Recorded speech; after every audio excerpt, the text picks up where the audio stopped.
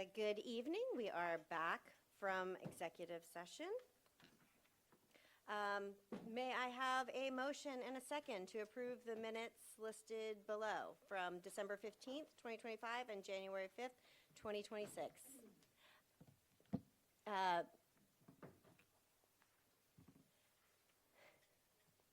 Sorry, this is my first time. Mr. Lawrence and Mr. Finkelstein, thank you. Sorry. Any discussion? All in favor? I'm sorry. Mr. Stars, roll call vote, please. Mr. Casson? This is on the minutes. Here. Oh, yes. Mr. Finkelstein? Yes. Mrs. Wang? Yes. Mr. Lawrence? Yes. Ms. Longley Richards? Yes. Ms. Shivani? Yes. Mr. Bigman? Yes. Ms. Speltz? Yes. Motion passed. Dr. Diskin, would you introduce the presenters for this evening? Sure, happy to.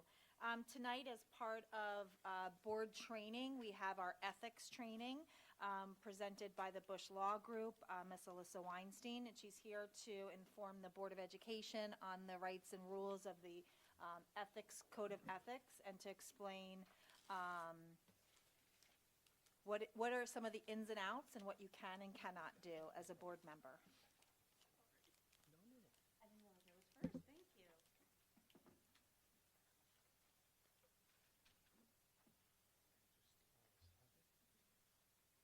Thank you.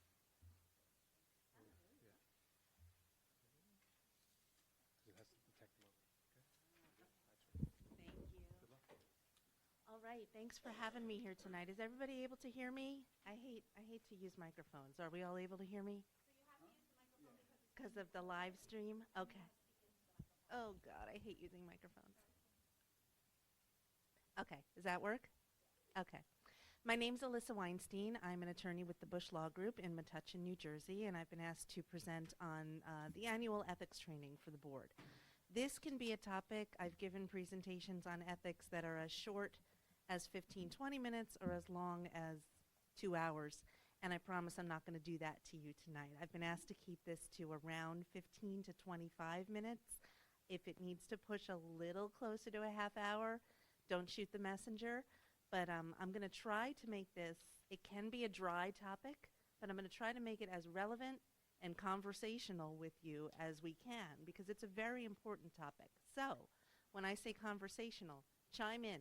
Let me know if I'm talking about things that, hey, this came up, hey, that came up, I have a question about this, I have a question about that. It helps keep us all awake if you participate and make it conversational. So, the first thing to know is what's your role as a board member. A lot of people have a misconception that the board member governs the school district, runs the school district, operates the school district, and that's just not the case. Board members and the superintendent and the superintendent's other administrators have very, very different roles. Board members' roles are extremely limited. Your role is to set policies, goals, and objectives for the district. That's it. You don't get involved in the day-to-day operations. You don't give directives or instructions to administrators or other staff members. You don't take action to implement any of the policies, goals, and objectives. You just set them. You are the umbrella. You are the big picture. The important thing to know about that is when something comes up, chances are you shouldn't be addressing it. You should be referring it to the superintendent or going through your chain of command, and we'll take a look at that later.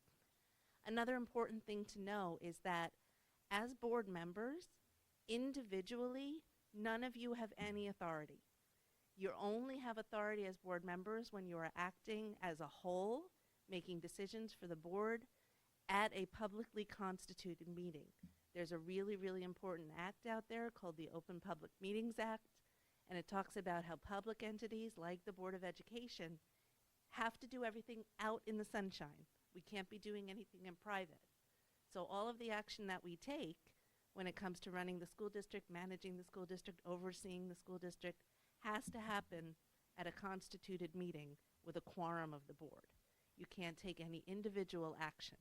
You got to be super, super careful about this, and I'm probably going to mention this about 22 times tonight when it comes to social media. That's where this comes up a lot. You're on Facebook, you're in your town's group, you're in a WhatsApp chat, you're on the, what's that neighborhood app called? Nextdoor. The Ring app has chats. All of these forums give an opportunity for your neighbors and community members and your kids' soccer players, parents, and, you know, all the people that you know from around town to come to you and say, hey, you're a board member. I have a concern about little Johnny's teacher.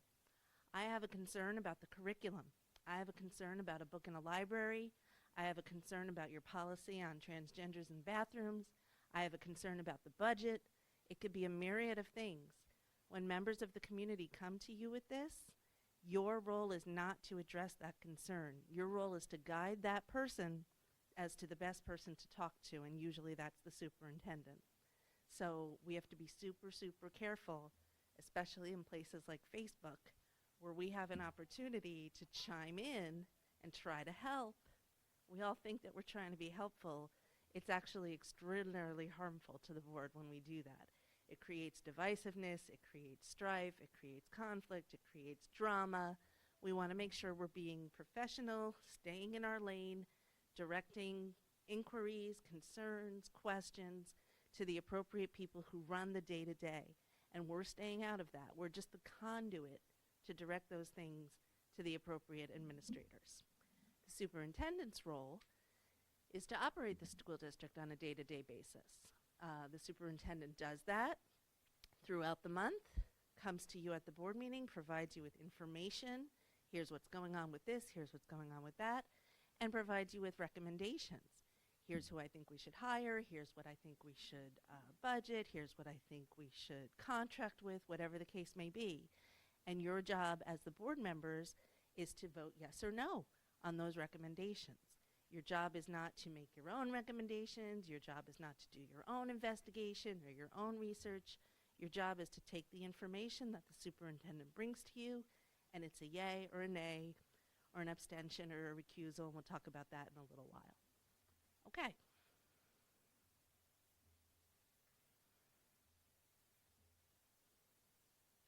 Okay, this is where things start to get dry. The School Ethics Act is what governs what you are and are not allowed to do.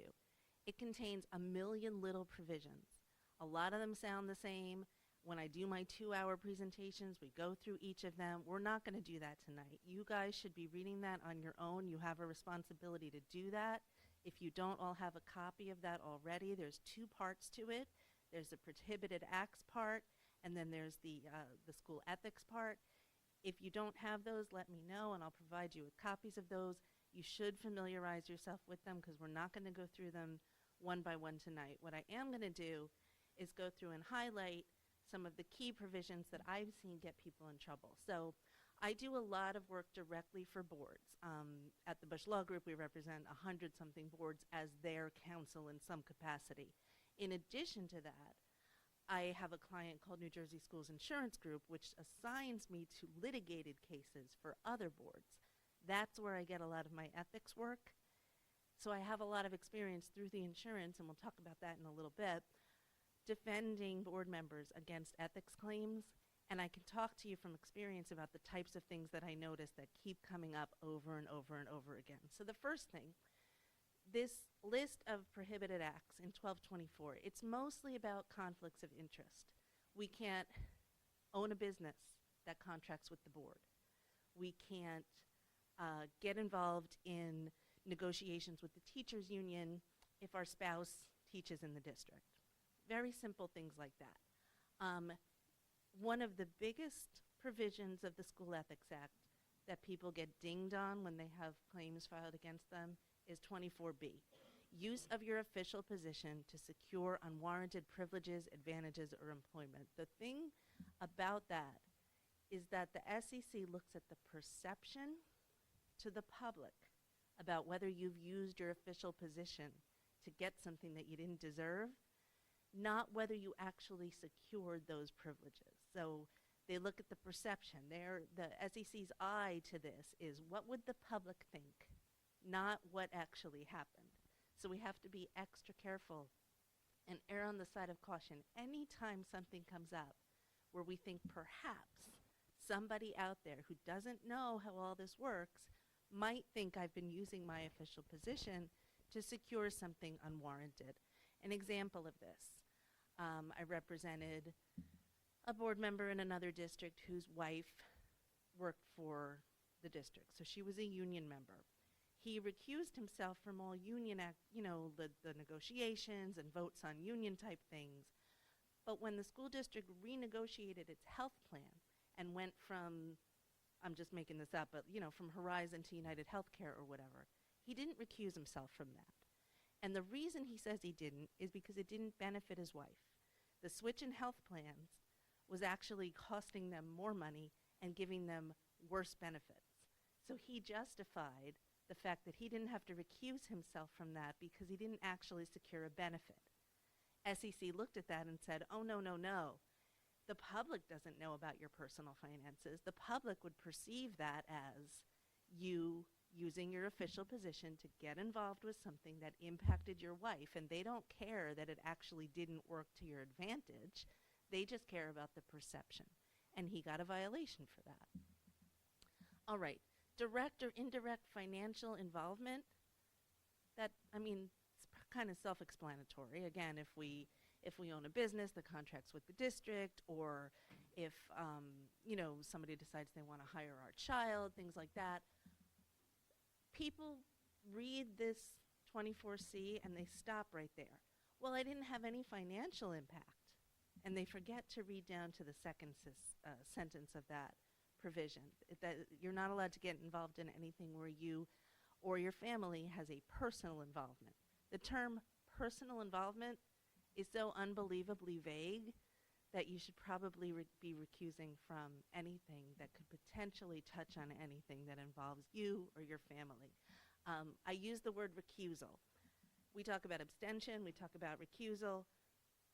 Some courts look at this as they're the same. You could abstain, you can recuse. It's just, two ways of saying the same thing. Some don't. And I like to err on the side of caution again. So what I typically advise my clients is that you abstain from something if you feel that you don't have enough information to appropriately vote. Let's say you weren't at the last meeting, and at tonight's meeting you're asked to vote to approve the minutes from the last meeting. You could abstain from that because you don't have a conflict with it. You just weren't there, so you don't feel comfortable voting on it. That's an abstention. If anything touches on any sort of personal conflict involving you or your family or your business or your finances, the safest thing to do is recuse.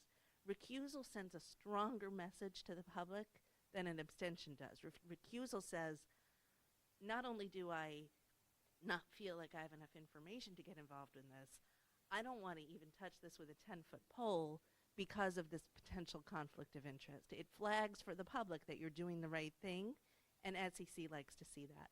When I talk about SEC, I'm talking about the School Ethics Commission, just in case anybody wasn't clear about that. Sometimes I say SEC, and people think I'm talking about the Securities and Exchange Commission. That has nothing to do with this. Okay, I should have made that clear from the start. All right, the next three provisions. You shouldn't be involved in anything that can prejudice your independence of judgment. Again, that language is so unbelievably vague that you should be using your common sense and erring on the side of caution. You shouldn't be taking any gifts, favors, loans, contributions, nothing of value from anybody if you feel that it could be perceived that it was given to you for the purpose of influencing you. And again, they use the term directly or indirectly. Again, it's so vague. My recommendation is always err on the side of caution. Somebody offers to buy you lunch. Somebody offers to pay for something. Somebody offers to provide you with a service for free. Whatever it is, be super, super careful. If there's any chance, again, with a 10-foot pole, that could be perceived as being done to influence your actions on the board, stay away from it. Information generally not available to members of the public. So as board members, we become privy to a lot of information that is not yet public. We discuss things in executive session. We're considering doing this, we're considering doing that. Some of them involve students, some of them involve personnel, some of them involve capital projects, whatever it is. If you have advanced knowledge of something based on your work for the board, it could be a position that's going to be opening up, a bid that's going out, you shouldn't be doing anything with that information until it's public. So I had a case in another town. The board member, his cousin was the mayor in the same town. So he felt sort of like he had a dual role, which is a little dangerous to begin with, because A, he didn't. He was a board member. His cousin was a mayor. Those are two completely different things. But the school district had negotiated a contract with a very famous NFL player to film a video internet show several years ago at their stadium in the school district. And this board member got like so crazy excited about this possibility. It was very, very cool. He goes and tells his cousin, who's the mayor, because he feels like this is of great interest to the town. You should know about this. The contract had not yet been finalized. This thing may not have happened. It was during COVID. There were safety reasons to take into consideration. Somebody filed an ethics complaint, and he got a violation. You can't be taking information that you learn in the course of your job as a board member and be spreading that information, doing anything with that information, disseminating that information, acting on that information, giving it to your friends, your family, whoever it is. We have to be super careful about that. All right, representing a party or a person other than a school board. We've had cases where a school board member is a special education advocate in their other life. That's their job, or that's what they do, pro bono, whatever it is. That's what they do. They help families get services that they feel their children need from school districts. They can absolutely do that in every town but this town. If you sit on the board, you can't be advocating for families who are adverse to the board in any way. That's just an example of representing a person or a party other than the school board in connection with something that is board business. Does that make sense? All right, and then there's the but don't worry about this kind of thing that they threw in at 24H, which is essentially meaningless. So 24H is designed to help make you feel good, that you have to worry about A through G, but don't worry about A through G if you didn't gain anything material or monetary as a result any greater than anybody else would have. SEC looks at perception. This provision is meaningless. Nobody has ever gotten out of a violation by pleading 24H, so pretend that doesn't exist. All right, we're still in it. Do you believe this? And this gets super, super dry if we go through it in excruciating detail. We can't, so you're allowed to inquire. You're allowed to make inquiries for information on behalf of a constituent, but you're not allowed to make promises, take action, things like that. So this is where, whether it's your neighbor coming up to you at a soccer game or in the supermarket or on Facebook or whatever it is, if a constituent comes up to you and says, I have a real concern about XYZ, I know the instinct is to get in there and say, yeah, you know what, that concerns me too. We cannot be doing that. Even if it's accurate, even if it does concern you too, you can't be doing that, because when you are out in public, the perception is that you are acting on behalf of the board. There used to be this sort of theory that people operated under, where as long as they used a disclaimer and said, I'm speaking as a private citizen and not in my capacity as a board member, they could go ahead and say anything. SEC allowed that for a little while, and over the past 5 years, they have been reining that in and saying, even with really great disclaimers, you could still be found in violation. So you want to make sure, again, when you're on Facebook, WhatsApp, Nextdoor, in the supermarket, at the soccer game, whatever it is, people come to you with a concern.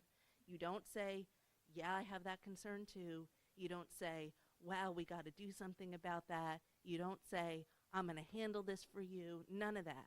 You say, I'm going to pass along your inquiry to the superintendent, or you tell that person the way to express that inquiry is for you to communicate to the superintendent. And you say, you can reach the superintendent at, and you give them her email address, you give them her phone number, whatever it is.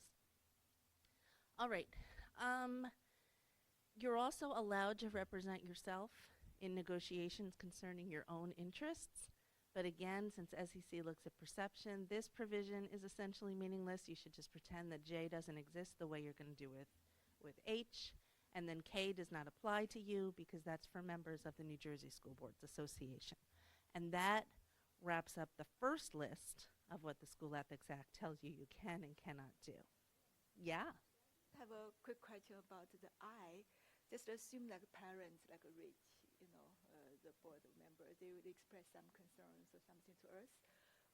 I understand that we cannot, promise anything. We cannot say, hey, this is like you already mentioned. But we can say, we can pass your concerns, your suggestions or questions to superintendent. Yes. Oh, okay. So that's we can do. Yes, but the preference would be for you to refer them to the superintendent. Yeah.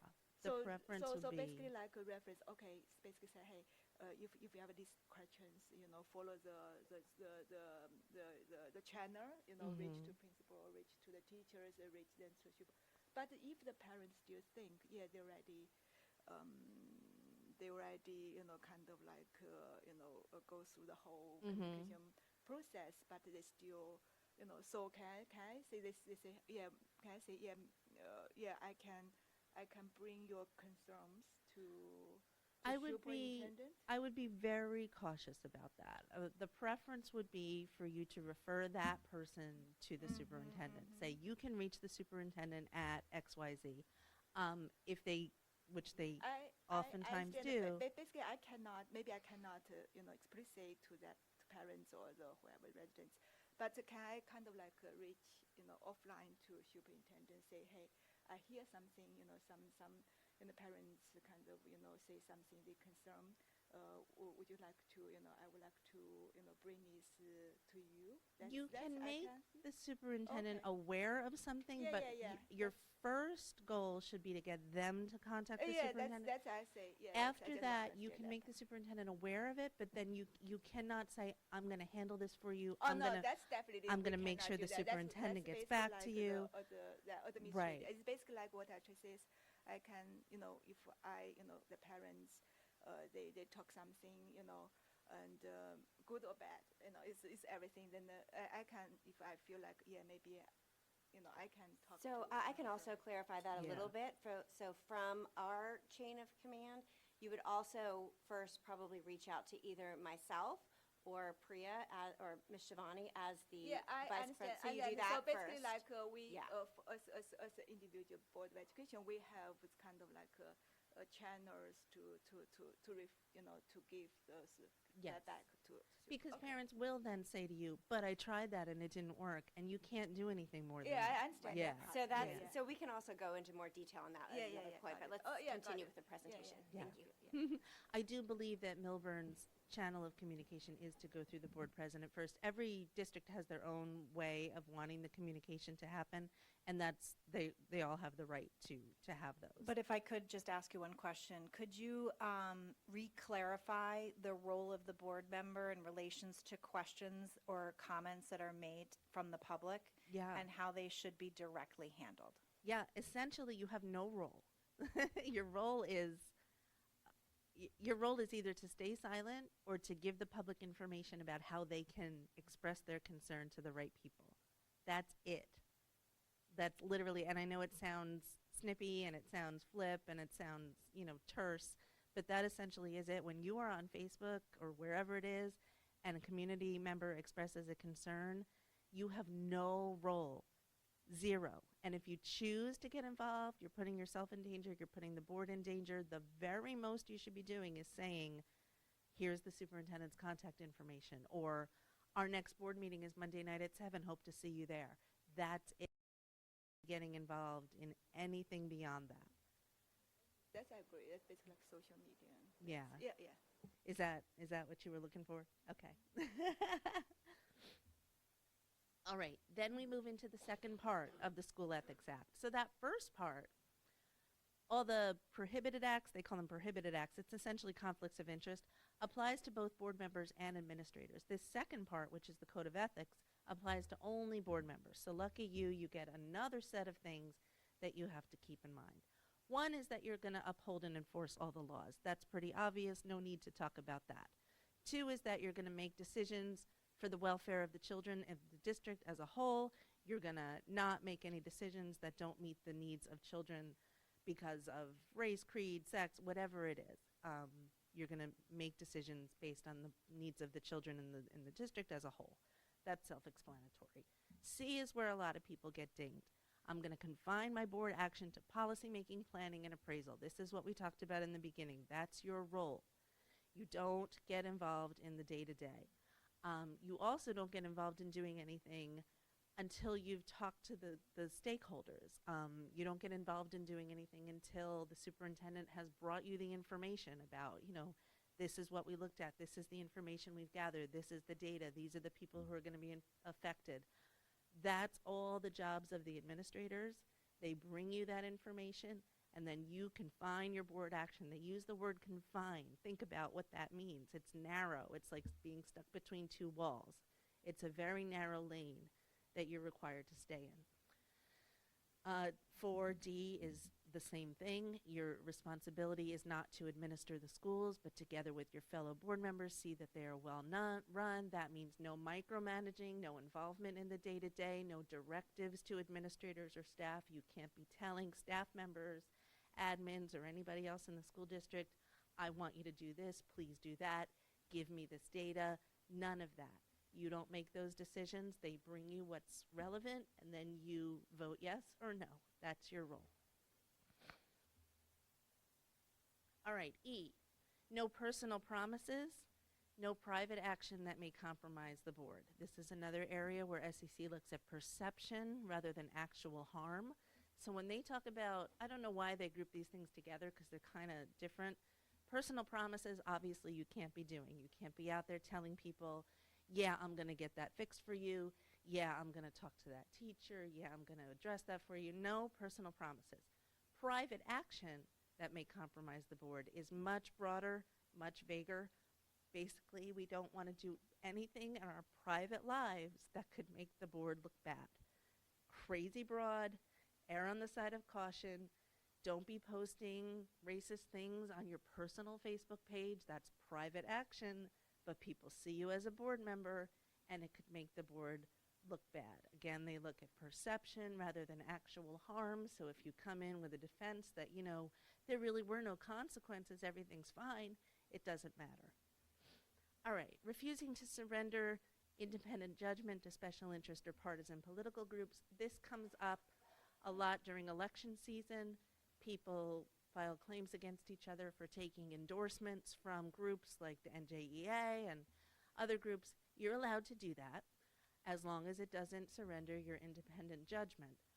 The general rule about things like that is wait a year before you do anything involving those things. So for example, if the local union endorses you during your run for a board seat, you're not allowed to get involved in anything involving that union for at least a year. You can't be involved, you can't sit on the negotiations committee, you can't vote on the contract, all that kind of stuff. Confidentiality is G. Again, you're going to be privy to a lot of confidential information, really important, sensitive confidential information that gets talked about in executive. We talk about student issues. We talk about mental health. We talk about staff issues. Oftentimes it's very, very sensitive. We have to make sure we're maintaining the utmost confidentiality with those. No papers that are given to you during exec should leave exec. Everything should be getting collected before you leave. You should not be taking notes in exec. You should not be using your phone in exec. And you certainly shouldn't be sharing information that you learn about confidential things outside. And then the second part of this is accurate information. You don't want to be sharing inaccurate information with the public or with anybody in your private lives. This comes up sometimes when for whatever reason or other, board members find that it's in their interests to make posts online about the budget, and they sort of pick and choose which numbers they're going to include because it suits their, the agenda that they want to put out there. So we want to make sure that if we are sharing information, it's not confidential, it's public, and it's accurate. We're not fudging the numbers, we're not fudging the information. Again, err on the side of caution. Assume something is confidential unless you've been told that it's not. If it hasn't appeared in a public agenda or minutes, if you're in doubt, ask. Assume that it's confidential unless you've been told that it's not. And then H is voting to appoint the best qualified personnel. After consideration of the recommendation of the Chief Administrative Officer, that's another term for superintendent, we are not interviewing staff for positions. We are not looking through resumes. We are not debating who's better than the other. We are taking the recommendation of the people who are boots on the ground doing this stuff, and we are voting yes or no. That's all we're doing as board members. All right, the last two pieces of this: support and protect school personnel. I don't know how much more vague that can be. So in your infinite wisdom, you're all professionals, you're all adults. Just think, could somebody potentially perceive this as not being supportive of the district's personnel? And if so, err on the side of caution and don't do it. And then J is referring all complaints to the Chief Administrative Officer. This is what we spoke about before. A parent comes up to you, a community member comes up to you and says, I'm really concerned about XYZ. We don't say, yeah, I am too. We don't say, yeah, I'm going to do something about that. We say, here's the superintendent's contact info, or here's the date and time and location of our next board meeting. We'd be happy to see you. That's all you do. You don't act on any complaints on your own. You don't act on any complaints by giving directives to staff members. Once the appropriate administrators have looked into it and given you the recommendation, then you act on it at the public board meeting when it appears on the agenda. Okay. How serious are these rules? Very, very, very, very serious. The School Ethics Commission requires board members and admins to hold the respect and confidence of the people. I've been doing this a long time. I've never seen them like they've been in the last 5 years. All of a sudden, the School Ethics Commission has gone completely off the rails, finding violations where they never did before. It's bananas.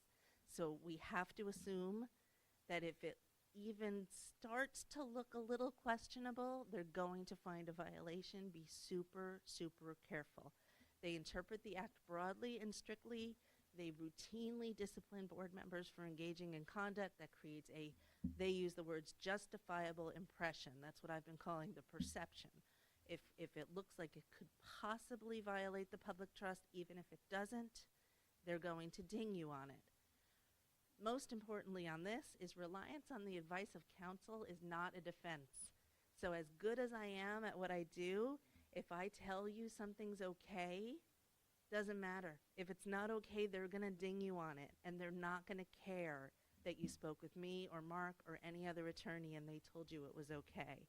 Reliance on the advice of counsel has been litigated over and over and over again. Board members will say, I thought I was doing the right thing. I talked to my board attorney about it. School Ethics Commission says, too bad.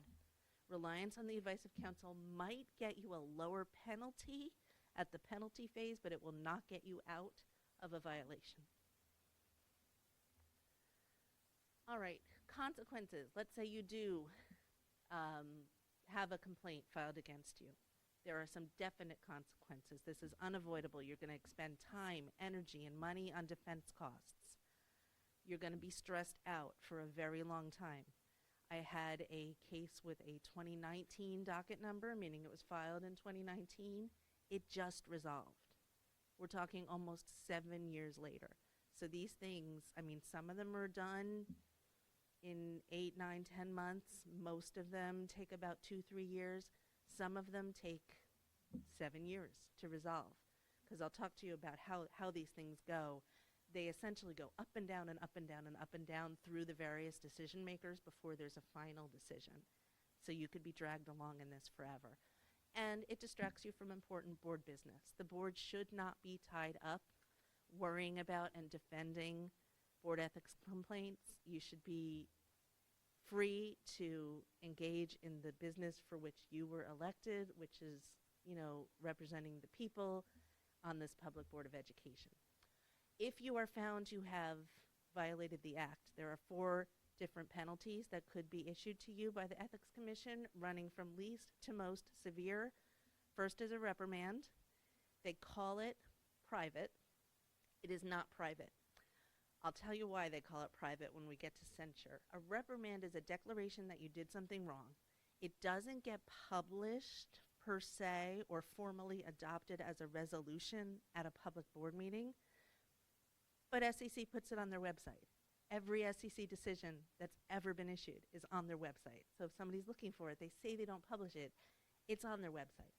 The reason they say it's not published is because the next step up is censure, which is a formal expression of approval. It's essentially a reprimand that gets announced by the Commissioner of Education for the state of New Jersey, and the board has to actually adopt it as a resolution at a public board meeting and post it where the board posts its notices.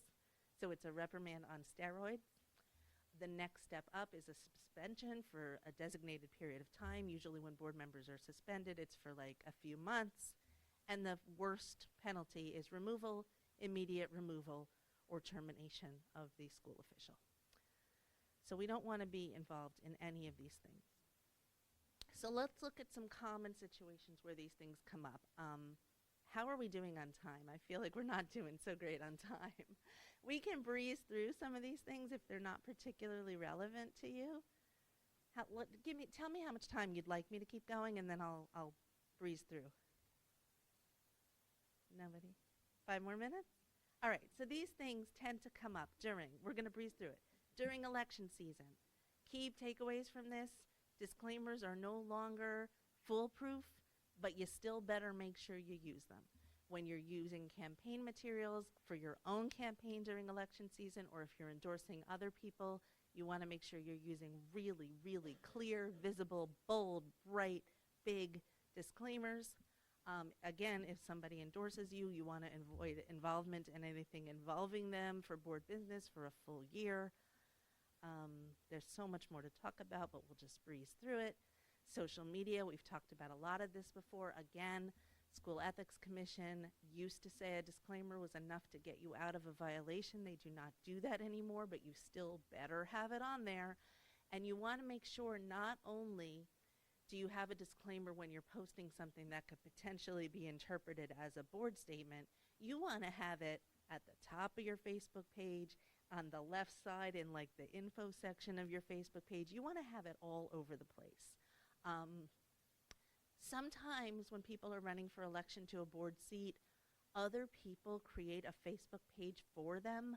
I don't know if that's relevant to any of you, but I ran into a situation in another district where there was like a PAC out there that created a campaign Facebook page for, let's say, candidate A, and then candidate A got elected, sat on the board, and then turned over that Facebook page the next year to candidate B. So candidate B already had thousands of followers on a page that was never created for candidate B. That looks really lousy. Do you see where I'm going with that? We have to be extra, extra careful with social media.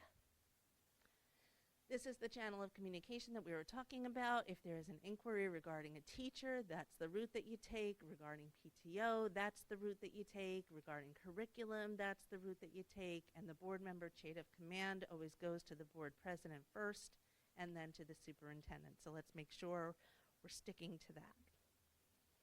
I understand that you guys have some policies on the agenda tonight.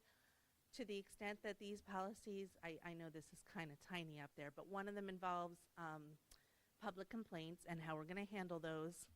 And I think another one involves social media for board members. We just want to make sure that whatever the board enacts, we are familiarizing ourselves with. We're not just rubber stamping this. We are familiarizing ourselves with what this says, and we're abiding by it, because these things are going to get, if they get enacted, they're going to get enacted for a reason, and we have to stick with them.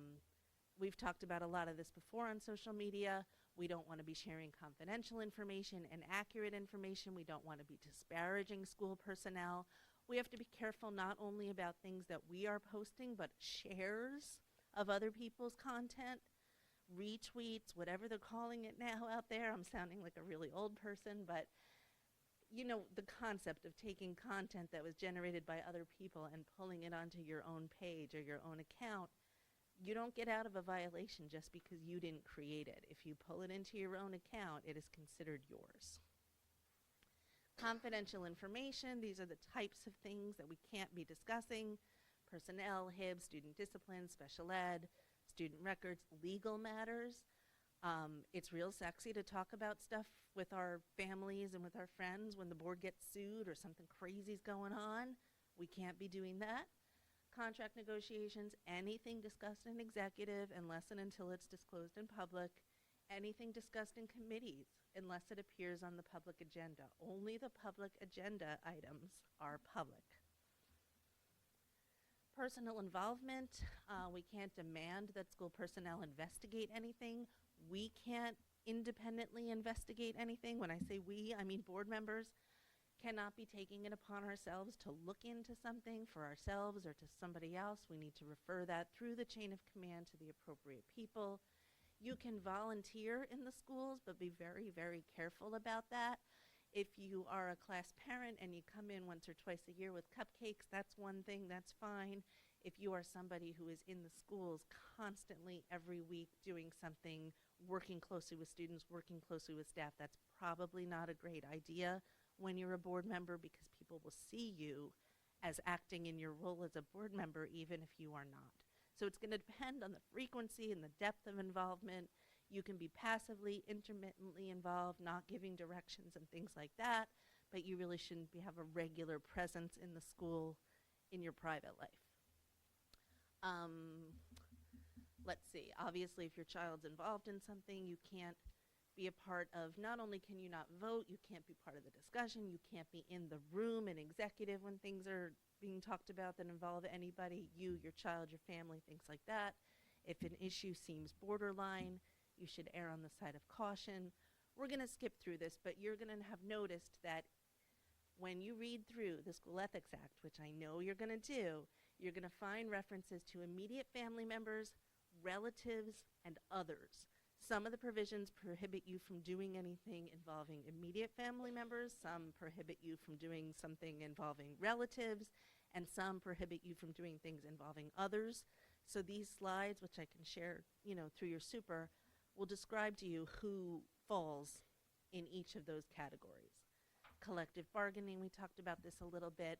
There is a chart that was published by School Ethics Commission, I can pull that for you guys as well, that lays out what your family member is and what you are and are not allowed to do. So let's say, your great uncle is in this position, you can and can't do that. Your son is in this position, you can and cannot do that. So I can pull that for you. Oh, look at that, we made it. Okay, this was not crazy conversational. I'm happy to answer any questions you guys might have. I'm exhausted, you guys must be exhausted, but I'm happy to stay for questions. Anybody? No? Okay. Thank you very much for having me. Thank you for a very thorough ethics. Of course. Thanks very much. Our next presentation will be Peter and I talking about process for the budget.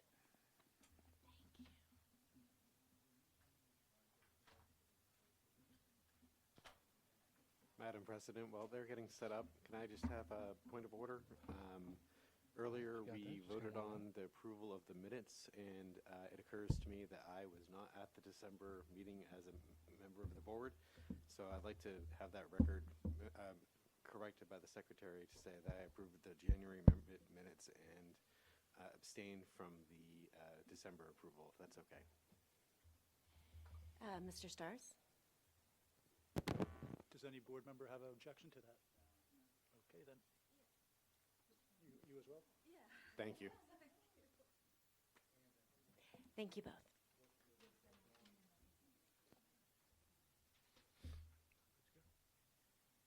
All right, good evening. Mr. Stars and I are here tonight to present an overview, a broad overview, not 30 minutes, but important as well, about just the process and where we are right now. So Mr. Stars and I are going to share this presentation. Yes, unfortunately, this might be drier, so I apologize. So, the goal of the budget is for us to present to the board and community a balanced budget that supports the district mission. Now, the current mission of the district is the mission of the Millburn Township School District, reflecting our commitment to the pursuit of excellence is to educate students to be successful and engaged citizens of an ever-changing world through, let me get this rest of this note here.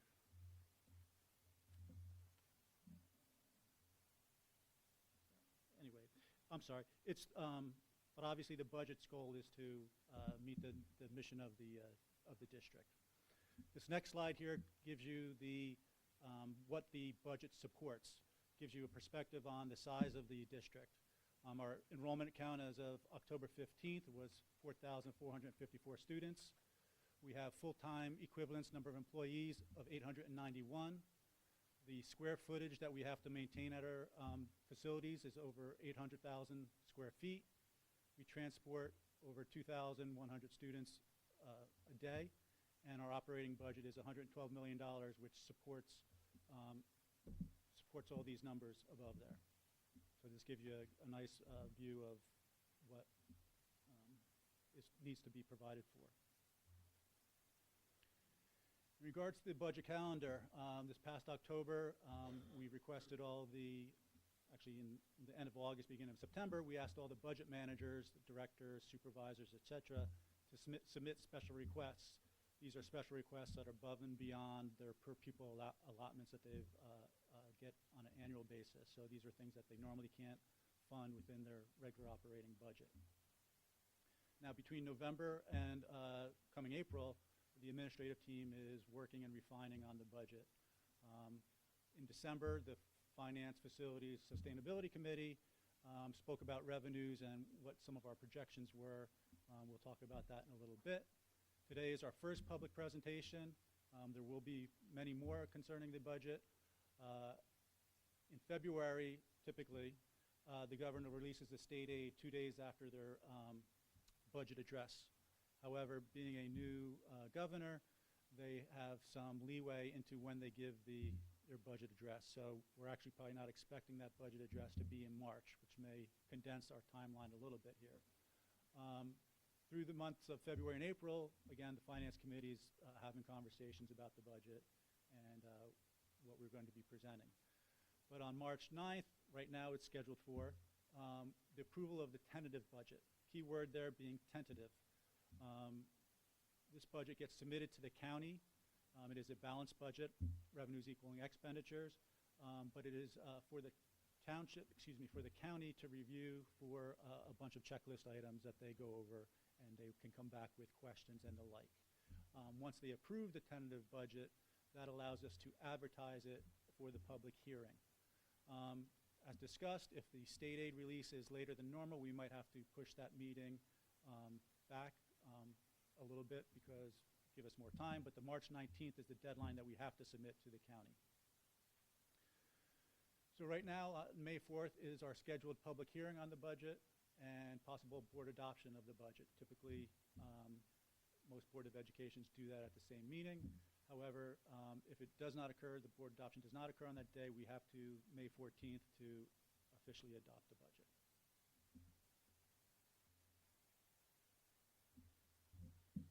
All right, so for the next section, there are what we call buckets that belong in the budget.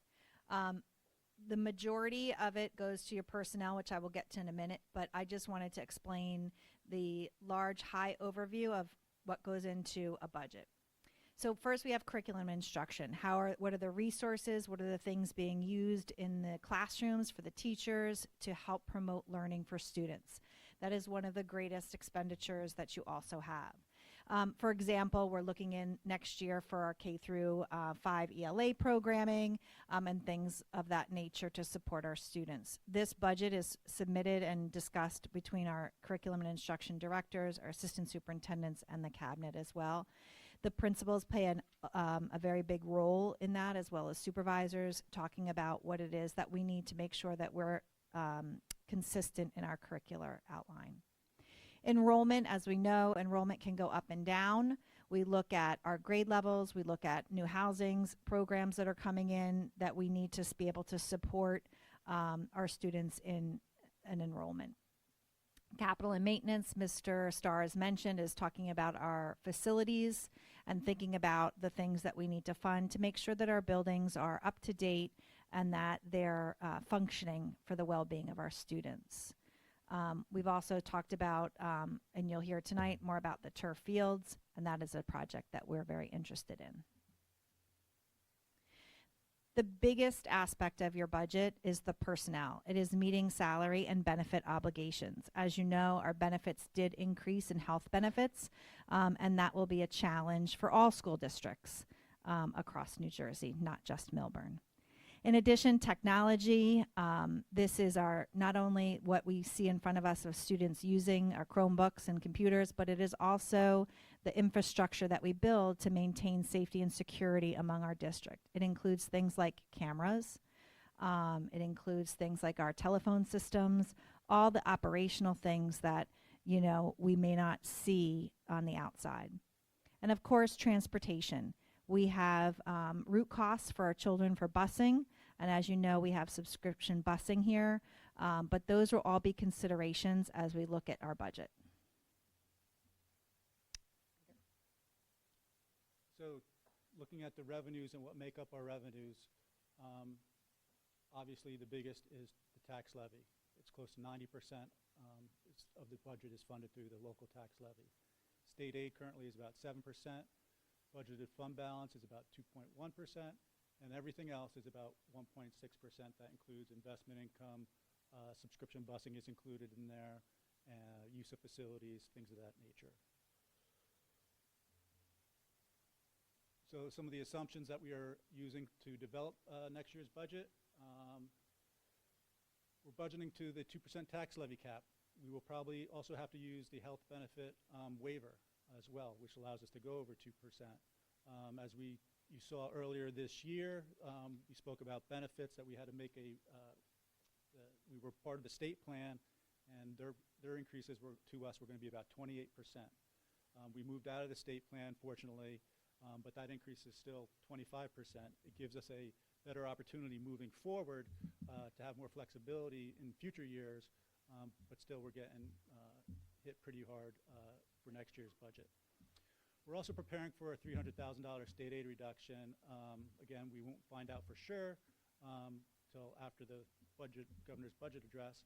However, this is in line with what you have recently, over the past several years, been anticipating and realizing actually was reductions in state aid via the S2 formula.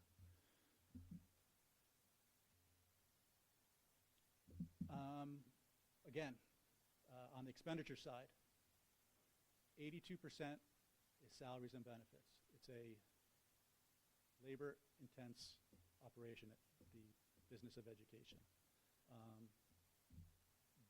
The 18% of non-personnel other, that consists of things as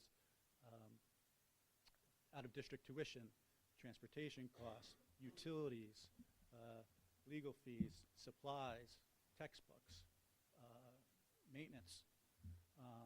But this is a standard pie chart really for most districts in the state of New Jersey. It's, you know, anywhere from typically 78 to 85% in most districts for salaries and benefits. So this is not anything shocking or new, but it's to put in perspective, you know, how people make up the budget here across education. So this is our initial presentation just to highlight the process and the procedures. So if you have any questions that we can take, we can do that now.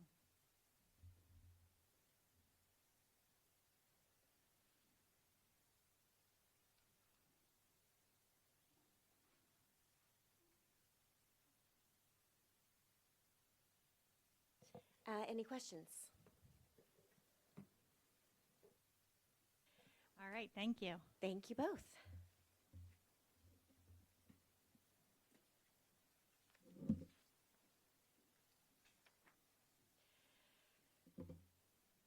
So with that, we are going to move on to the board president report. My very first one, so it's very exciting for me, maybe less so for everyone else. So good evening, and I hope you're all having a happy Thursday. I'm happy to see a few faces out there and hope some people are watching from home.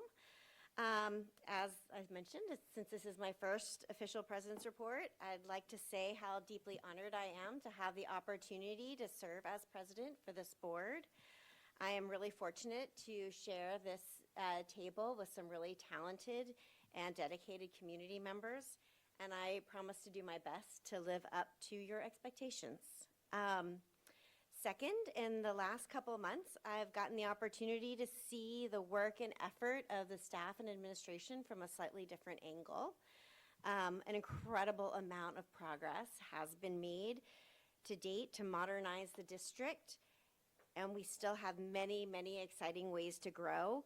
But I want to take a moment to acknowledge the dedication and commitment of our teachers and staff, of our administration, parents, my fellow board members, and our really fabulous students.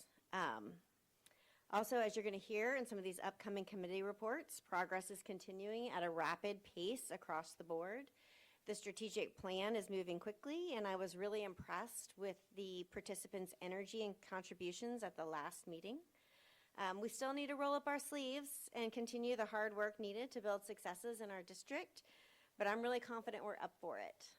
A quick shout out to our guidance counselors. February 2nd begins National Counseling Week. It recognizes the tremendous impact school counselors can have for our students. And lastly, I want to give a quick plug to our upcoming Board of Ed Forum this Sunday. Please join us for a conversation on February 1st at the middle school at 1 p.m. This has always been really one of my favorite events because it gives a chance for the community to actually ask questions in the moment rather than just give comments, as is typical. So it's a really great opportunity, and I hope to see you all there. I really feel like together we have all the ingredients we need to ensure that we continue to be a really top district and our kids are well prepared, confident, and resilient and ready to face the future. I really think we have an exciting and productive year ahead of us as we watch our district and our students blossom, and I'm looking forward to it. And that concludes my report. Dr. Diskin. Thank you very much, and welcome to your first official board meeting of the year. I do want to take a moment to recognize that we had a little bit of a snowstorm, as you may have noticed. And, you know, the time and I just want to give a moment to take time to think about our custodial staff, our buildings and grounds crew, both inside the schools and outside, and as well as the township for working together with us to get us all back to school safely. So we really appreciate that, and hopefully we'll dodge the next snowstorm on Sunday, maybe. Excellent, okay. Ms. Speltz mentioned the strategic planning, so I'll just give you a quick update. On January 15th, we officially launched our first core planning team, which is a work session, part of the district's strategic planning process. Parents, staff, teachers, administrators, and community members. Mr. Feld was there as a community member, so we're happy to have everyone there. Board of Education members, as well as our Millburn High School students came together for thoughtful, collaborative discussions to shape priorities and guide the future of our schools. The level of engagement and commitment in the room was evident throughout the evening, and we are grateful to everyone who volunteered their time and voice to this important work. A special thank you as well to the Millburn Education Foundation for generously providing dinner. It was encouraging to see how seriously and collaboratively our community is approaching this process. Our next planning team working session will take place on February 2nd, which you can always keep up to date on our website, on the strategic planning website. fun begins for kindergarten, new kindergartners. Registration opens on February 16th and it closes on April 1st. If you have children that are currently in the district and you have a little one at home, do not forget to register them. Just because you have kids in the school district doesn't mean it precludes you from following those registration rules. So if you have a kindergartner at home or a fourth grader at home that's going to be a 4-year-old at home that's going to become a kindergartner and you have other kids in the district, don't forget to register them. We definitely want early registrants for kindergarten, as it will give us a read on the number of sections that we have. So it is very important. If you have a friend, a neighbor, or relative that you know in this school district that has a upcoming kindergartner, please register early. It helps prepare us for the next school year. We're also wrapping up our pre-K registration, and before we hold that lottery on February 11th for our 3-year-old program, and establish that wait list for the 4-year-old program. All of this can be found on our website. In addition, I'd like to recognize that March begins our musicals. We'd like to get ready for 2 exciting musical productions taking the stage this March, featuring the incredible talents of our students, both at the middle school and at the high school. Millburn Middle School will be presenting Anastasia, and they will take a journey with us in the beloved story filled with adventure, heart, and unforgettable music. Those performance dates are March 6th, 7th, and 8th. And the high school is going to present The Addams Family, a delightfully spooky and hilarious musical that brings everyone's favorite eccentric family to life on stage. Those performance dates are March 13th, 14th, and 15th. Please be on the lookout for when sales become available. In addition, a few notes on our communication and our engagement opportunities throughout the district. We have just recently sent out a communication survey, which is a district-wide communication surveys for parents, students, and students at the high school and staff, as well as community members, to garner their feedback on how we are communicating in regards to accessibility, our preferences, whether you prefer to have the newsletters, and to measure our progress since the last audit done in 2022. This survey does close on Friday, February 13th. Ms. Speltz mentioned the board forum, again, held Sunday, February 1st from 1 to 2 o'clock at Millburn Middle School. If you wanted to submit questions that was available, we are submitting them through tomorrow, and you can find that on our website. As well, we held a fireside chat for Mr. Nixon previously, and our next fireside chat will be focusing on humanities. This will take place on Tuesday, February 3rd from 1 to 2 p.m. at the Bauer Center. Advanced registration is required and seating is limited. And flyers for these codes and opportunities are in tonight's handouts for the board, and they are posted on the back wall as well as on our website. And that concludes my report for tonight. Thank you, Dr. Diskin. Mr. Finkelstein, would you like to start with the program report? Yes, thanks. We have 3 program meetings to go through for the month of January. The first meeting was January 9th at, it says 2 p.m. Mistake there. In attendance were myself, Ms. Longley Richards, Mr. Bigman, and Ms. Shivani. Administration and staff present were Dr. Diskin, Mr. Connolly, and the CNI team, Ms. Graff, Ms. Martin, Ms. Abrams, and Ms. Young. On the agenda, first, we heard 2 course proposals. We reviewed and recommended the following high school social studies courses: emotional science and civics. Then we received an update from Mr. Connolly on dual enrollment. The committee discussed the following recommended actions: that dual enrollment classes would receive an accelerated weight.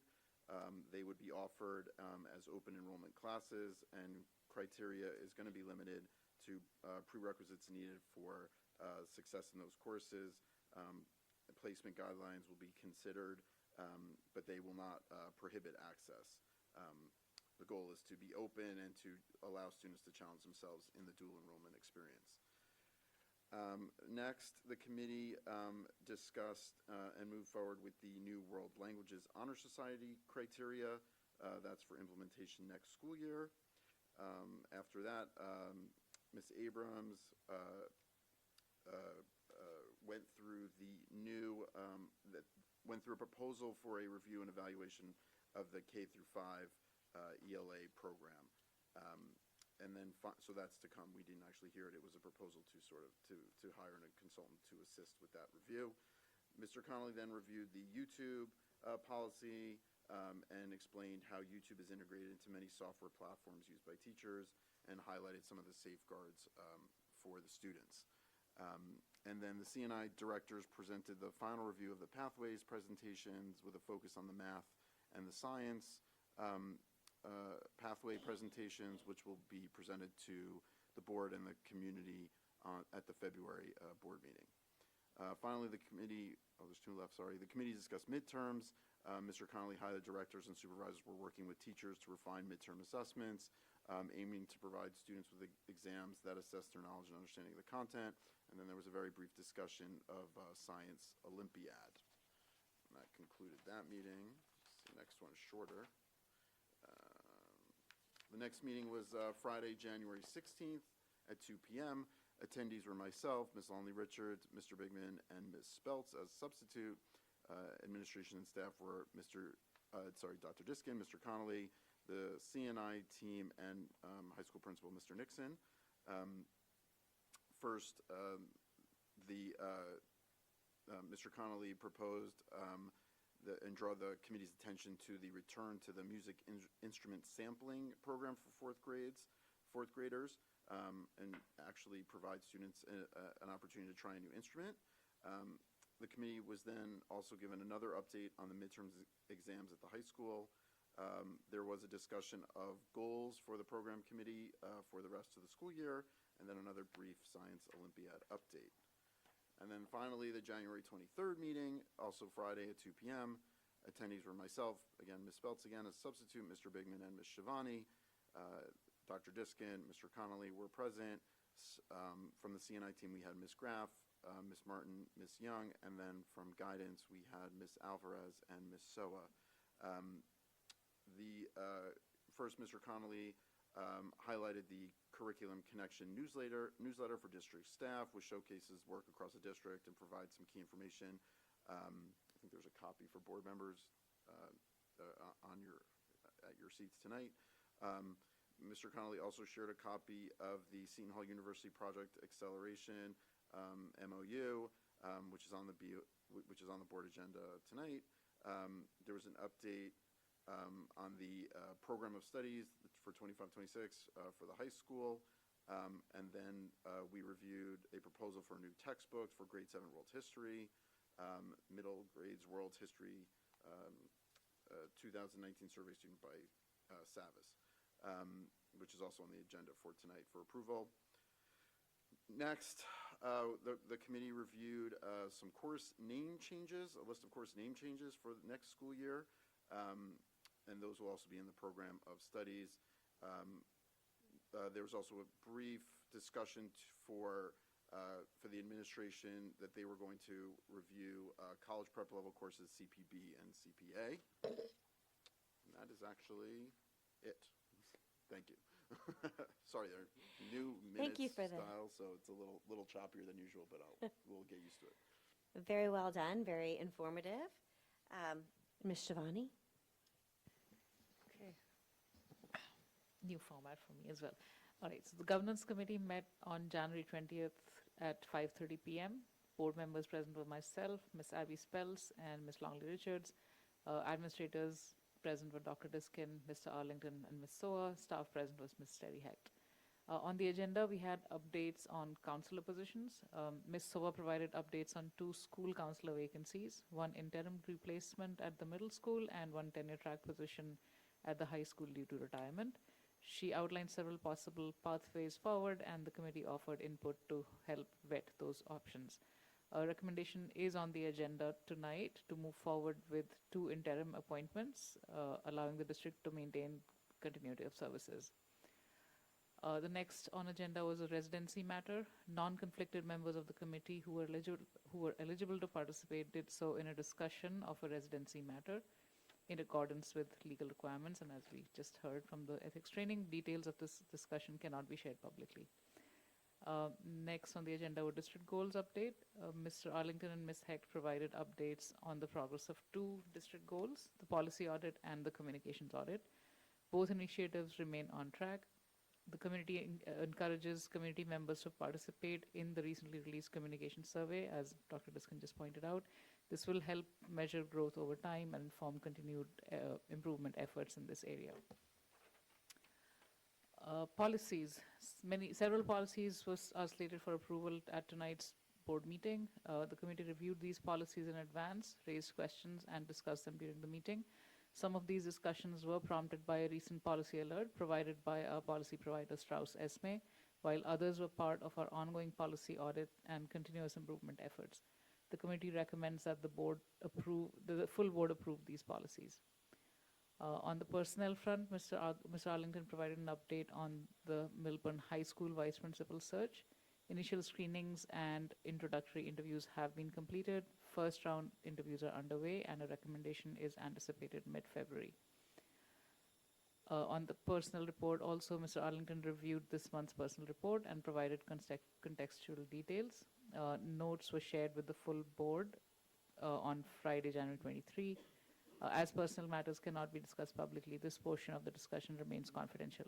The committee recommends approval of the report by the full board. The meeting adjourned at 6:45 p.m. Respectfully submitted, Priya Shivani. Thank you. Thank you, Ms. Shivani. Mr. Lawrence? Thank you. So the Finance, Facilities, and Sustainability Committee minutes, date January 20th at 7 p.m. Attended Board of Ed members, Mr. Lawrence, Mr. Bigman, Mr. Farshudin, Ms. Wong.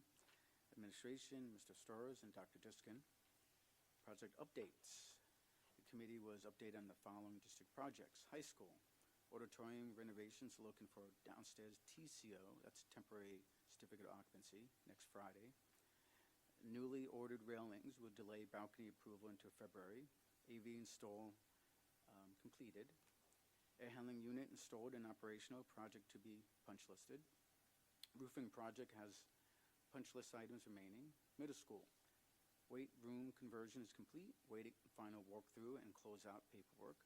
Washington School HVAC project, control wiring remains, contractor in disagreement with wiring included in the base bid.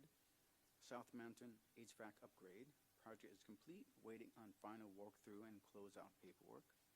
Hartshorne Elementary Media Center. 126 BOE Business Agenda Review. Discussion Committee reviewed the draft business agenda discussion, the crop with board attorneys and architects. 12626 Initial Budget Presentation.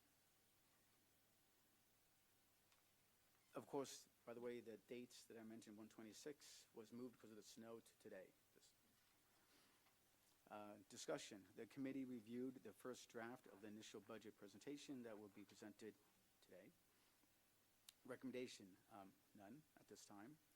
Other matters, discussion committee was informed and recommended custodial staff movements, transfers to assure both boiler license coverage and improve operations. A memorial donation at the middle school was discussed, and also the committee was informed of the topics for both closed sessions on the 26th. Recommendation, custodial transfers to be on tonight's agenda for action. Next meeting, February 10th, 2026. Thank you. Thank you, Mr. Lawrence. Mr. Connolly, Assistant Superintendent Report. Good evening, everyone. I'd like to just give a shout out to Melissa Bryan, our secondary supervisor of English and Language Arts. Congratulations on her recent publication of her article in New Jersey English Journal, Interdisciplinary Literacy, an Integrative Inquiry-Based Effort. Missy thoughtfully chronicles her professional inquiry and collaborative work with Milburn Middle School Library Media Specialist Zach Gross. Missy's piece beautifully reflects her vision for integrative literacy practices centering on student voice, choice, and empowerment while pairing them with purposeful, transferable strategy and instruction. Congratulations to Missy. Just an update on MMS Robotics on Saturday, January 24th. The MMS team, sent 5 teams, individual teams, to the Livingston Robotics VEX IQ tournament and had an outstanding showing. The MMS teams earned 4 of the 6 awards and qualified for of 5 teams for the New Jersey Middle School State Robotics Championship Awards. Included the best robot innovation, that was Team 7144A, the best robot design, Team 7144S, and both the teamwork champions and the overall excellent awards goes to Team 7144B.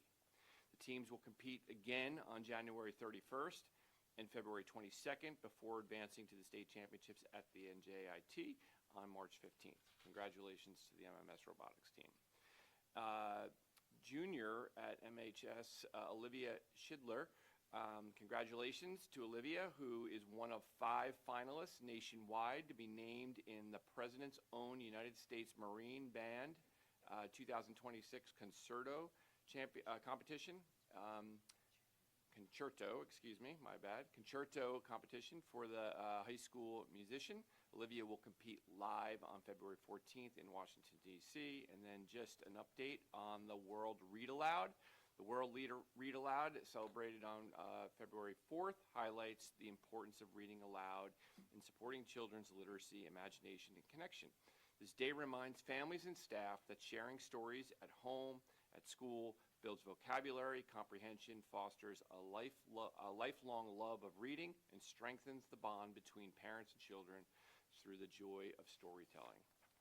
And then finally, our Youth Art Month is coming up on the 2026 Youth Art Celebration. Will showcase creativity and artistic achievements of our students from all Millburn schools on February 26, 2026 at the Millburn High School Public Viewing, beginning at 3 p.m., followed by the official celebration and student performances from the music and dance departments at between 6 and 8 p.m.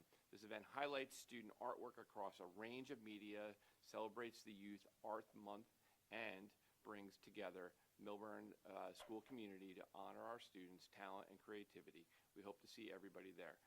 That is my report for this evening. Respectfully submitted, John Conley. Thank you. Thank you, Mr. Connolly.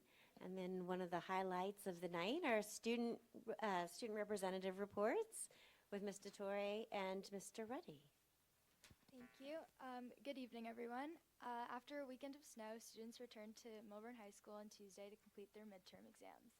With those concluding, the school officially began quarter 3 in the second semester, marking a fresh start for students as they move into the next academic period. In student activity news, Battle of the Classes signups opened for those interested in participating in dance events, creative, and photography teams. And congrats to the 9 Millburn High School band students who were recognized for their selection to the New Jersey All-State Symphonic Band and Wind Ensemble. These students will perform at the New Jersey Music Educators Convention and at NJPAC in February. So with sports, the Millburn boys basketball team led the way with a perfect 3-0 on the week, and they extended their winning streak to 7 games.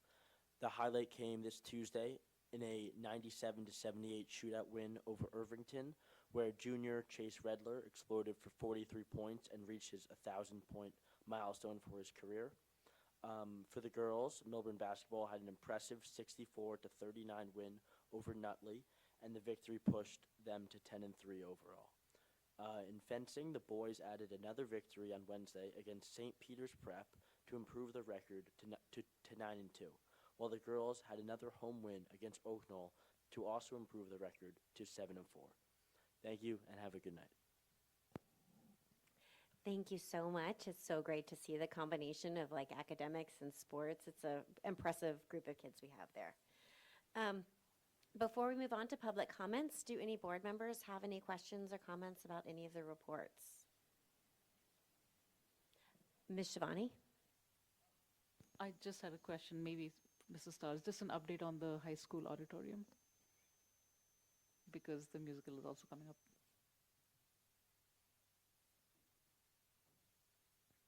Yes, so the good news is that we passed the fire and electrical inspection today. So tomorrow is the building inspection, and the railings that we reported at the last committee meeting that we thought were going to be in February apparently are on site, so they're supposed to be installed. So we might be able to get more than a TCO tomorrow. We will see. But they're already cleaning the facility, and hopefully early next week is when they're going to be doing the punch list walkthrough from the architect. So we should be in there hopefully by the end of next week. Ms. Shivani, that was a great one. Mr. Stars, is there anything else that you wanted to update us on as the board secretary, Mr. Board?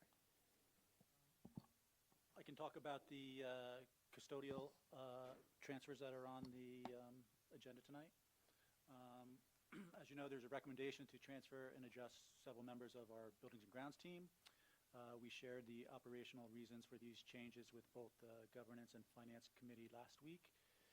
And we just want to be clear that this work was done carefully and with respect of the people involved. We do realize that our custodial staff play a vital role in our schools. They keep our buildings safe and running. They are familiar, trusted adults in our school communities. At the same time, we are responsible for staffing our buildings in ways that are safe, legally compliant, and balanced across the district. These adjustments help ensure proper coverage, equitable schedules, and required certifications, including Black Seal coverage. Some changes are temporary, others are longer term. But our goal is to make sure every school is supported while treating our staff with fairness and respect. Thank you for that. Any other comments or questions? Ms. Wang? Yeah, I just have some comments for the public. As a resident, and I attended the public hearing meeting held by, I think, by the TC and also the recreation department, and also, the Chris, our athletic director. They hold a meeting about the turf project about 2 or 3 weeks. If parents or residents miss, that meeting, I would like to strongly suggest the public to review the video. Personally, I think that meeting is very good, and our directors and also the director from the township, the business administrators, answered many questions, good questions, and in a very thorough and detailed ways about the high school, the turf projects. And there's many questions raised by the residents, also by the parents, regarding to the budget, regarding to the environmental impacts. And so I just want to take this chance to encourage the public. I think we still have time to get more information or feedback from the community about that project. And that's I want to say. Mm-hmm. Thank you, Ms. Wang. Any other questions? Ms. Longa-Richards? Just a quick question for program. I think you mentioned that I was not there on the 16th, but I was there at the 16th meeting. It's in the notes on the packet, but I thought you said Abby was there on that meeting, but I was actually there on the 16th. Oh, it was the wrong stuff. Okay. Okay, so just making it clear for the We'll record. correct it for the record. I Thank was you. there on the Yes. 16th to, yeah. Absolutely. If there are no other comments,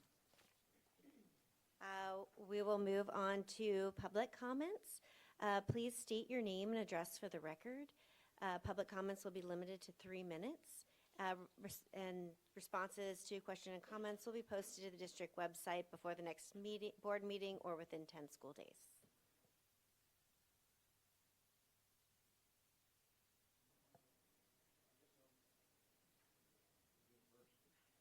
Thank you, Mr. Feld.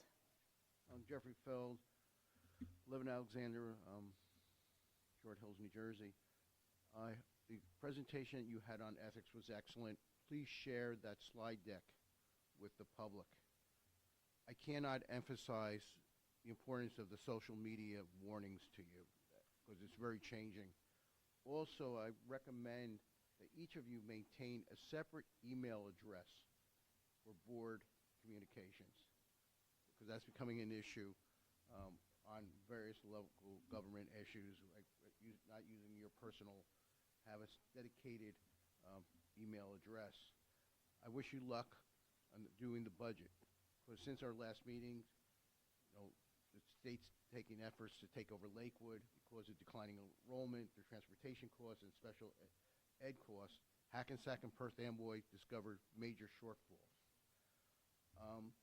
As to the strategic planning group, yes, I am a member, but I think that we'd help the community if you disclose who the 5 groups and who the members are, because I'm finding it very rewarding, the distributions, sitting next to the principal of different schools and different people in the community, and I think that might help the community seeing who's out there interested in the input they're getting.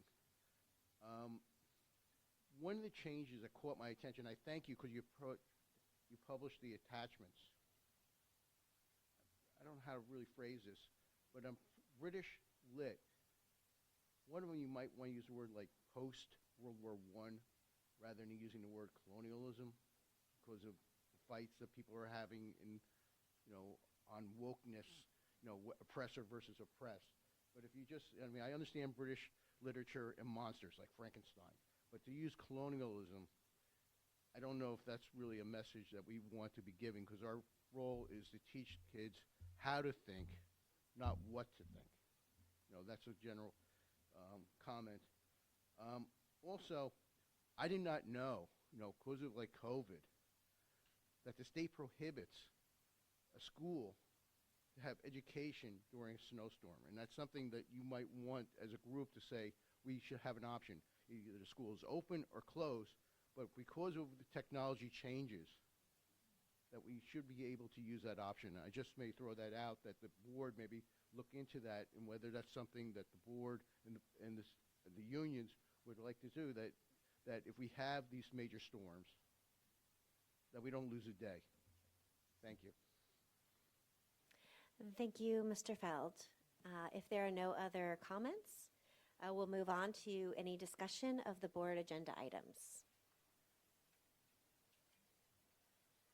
Ms. Wang? I just want to make some comments and. Ms. Wang, real quick, just as a point of order, general comments will come for you at the end, for the board members at the end of the meeting. Oh, okay. Thank you. This is specifically for board agenda items. Any other discussion points? Excellent. So we will start with instruction agenda items. May I have a motion and a second to approve instruction motions 1A through 1H? Ms. Longley Richards? Ms. Shivani? Any discussion? Yes, Ms. Shivani? Item E in here, I just wanted to understand, are these new service providers or are these updates to already existing service providers for the professional services? So I can answer that. They are new. They are for the professional development services for the remainder of this year. Got it. Thank you. If there are no other discussion items, Mr. Stars, roll call, please. Mr. Finkelstein? Yes. Ms. Wang? Yes. Mr. Lawrence? Yes. Ms. Longley Richards? Yes. Ms. Shivani? Yes. Mr. Bigman? Yes. Mr. Casson? Yes. Ms. Speltz? Yes. Motion passed. Thank you, Mr. Stars. May I have a motion and a second to approve personnel items 2A and 2B? Mr. Lawrence and Mr. Finkelstein? Any discussion? Excellent. Mr. Stars, roll call, please.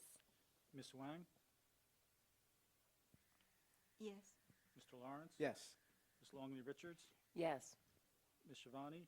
Yes. Mr. Bigman? Yes. Mr. Casson? Yes. Mr. Finkelstein? Yes. Ms. Speltz? Yes. Motion passed. Thank you. I'd like to take a moment to recognize Robin Basta, a paraprofessional who is retiring from the Milburn Township Public Schools with 24 years of service. So thank you for your years of service.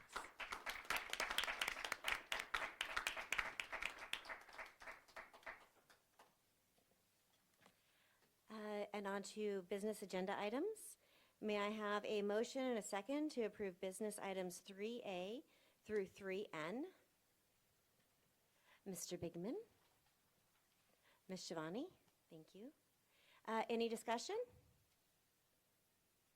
Wonderful. Mr. Stars, roll call, please. Yes. Thank you. Ms. Longley Richards? Yes. Ms. Shivani? Yes. Mr. Bigman? Yes. Mr. Casson? Yes. Ms. Wang? Yes. Ms. Speltz? Yes. Motion passed. May I just make one quick comment? I just want to recognize and thank the Glenwood School PTO for their generous donation of the AV system for their cafeteria. This is very beneficial to the students and to the staff, and it is greatly appreciated. So thank you very much. Thank you, Dr. Diskin. On to policy items. May I have a motion and a second to approve policy items 4A through 4C? Ms. Longley Richards? Ms. Shivani? Thank you. Any discussion? I have a question on the 4B.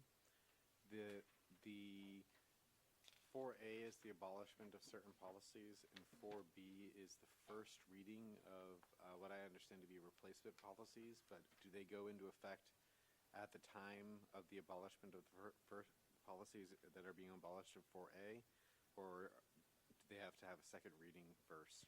They do, once you abolish those those policies, the first reading does go into play. These are largely mandated policies, and these are all Strauss-Esme mandated legal policies. So then they will go for second reading if you wanted to tweak anything further. But they do have to go for first, and they do become active. Okay, I did read through the policies and understand that they're substitution, updating, and modernizing through the requirements, but I just wanted to make sure that they did go into effect, and I understand your response to be that they are in effect as we approve them all together. That would be correct. Thank you. Any other discussion or questions? Excellent. Mr. Stars, roll call, please. Ms. Longley Richards? Yes. Ms. Shivani? Yes. Mr. Bigman? Yes. Mr. Casson? Yes. Ms. Wang?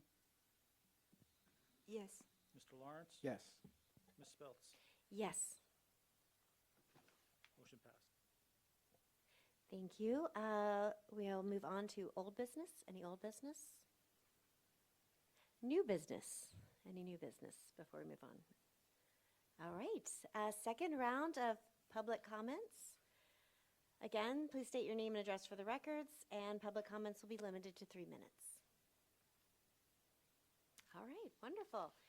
So now we will open the floor to board member comments. Ms. Yes, Wang. thank you.